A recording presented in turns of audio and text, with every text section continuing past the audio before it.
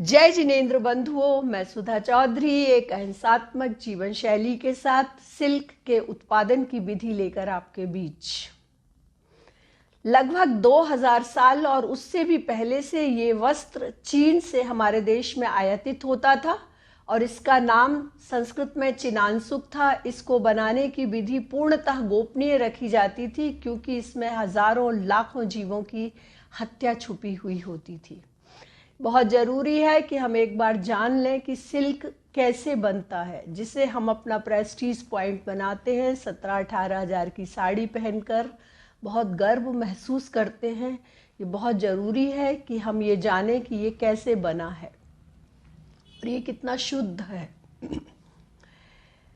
Moth या रेशम का कीट, ये जो मादा कीट होता है, एक बार में 400 से 600 अंडे देता है। इन अंडों में से लगभग 10 दिन के अंदर 1/12 इंच के लार्वा निकलते हैं। इन लार्वा को 20-25 दिन के लिए शहतूत के पत्तों पर पोषित करने के लिए रखा जाता है।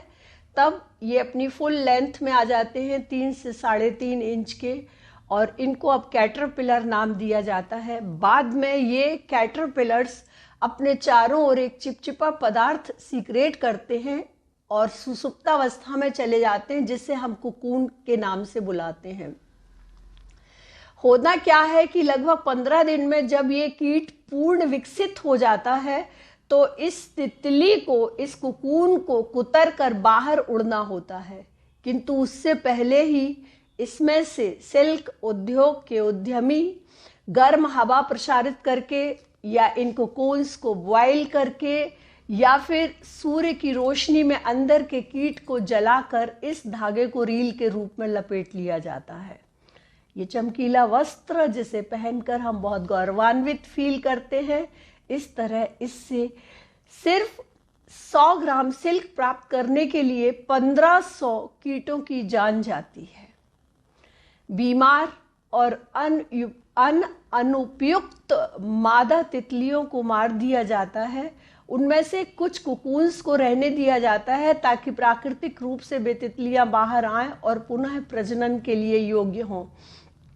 नर कीट, उनकी अनुपयोगिता होने पर उन्हें सिल्क के केंद्रों के बाहर फेंक दिया जाता है। हम वहां कौओं को बैठा हुआ देख सकते हैं, वे उन्हीं कीटों को खाते रहते हैं। ये तो थी सिल्क उत्पादन की प्रक्रिया। इसके साथ बहुत सारे बाई प्रोडक्ट्स होते हैं। जो सिल्क का तेल है, जो आँख के मेकअप के लिए, मॉइस्चराइज़र के लिए, बालों के कंडीशनर के लिए, और इसके साथ साथ आजकल एक इको फ्रेंडली पेपर का जो ट्रेंड है, जिसमें शहतूत के पेड़ों की छाल काम में आती है, वो भी अप्रत्यक्ष रूप से सिल्क उद्योग को बढ़ावा देते हैं। इससे भी बड़ी चीज़ ये है कि कांचीपुरम के 10-10, 12-12 साल के बच्चों को 10 या 12 हज़ार की राशि में इन सिल्क उद्योगों के पास गिरवी रख दिया जाता है। सारी जिंदगी वो सिल्क के कपड़े बुनते रहते हैं।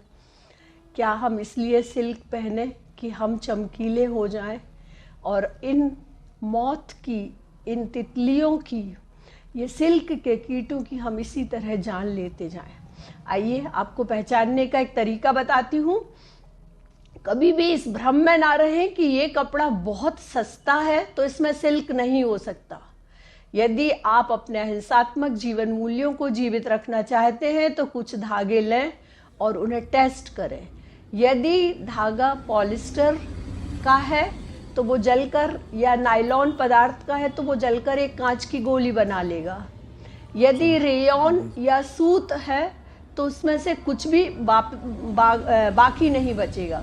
और यदि धागा सिल्क का है तो सिल्क, ऊन और चमड़ा और हमारे बाल, इन सब के जलने की स्मेल एक जैसी होती है। और जो राख का चूरा बचता है उसे अपनी उंगली और अंगूठे के बीच में लेकर आप सूंघें, आपको उस गंध का एहसास हो जाएगा। सिल्क के 4 प्रकार हैं। बहुत ज़्यादा डिटेल में मैं नहीं जाना चाहती हूँ। यदि आप जानना चाहेंगे कौन कौन से कपड़े सिल्क के हो सकते हैं तो कृपया इंतज़ार कीजिए, मुझे कमेंट बॉक्स में लिखकर बताइए कि ये जानकारी जो अहिंसात्मक जीवन मूल्यों को जीवित रखने के लिए यहाँ से आज के इस 5वें अंक में मैंने आपको दी है।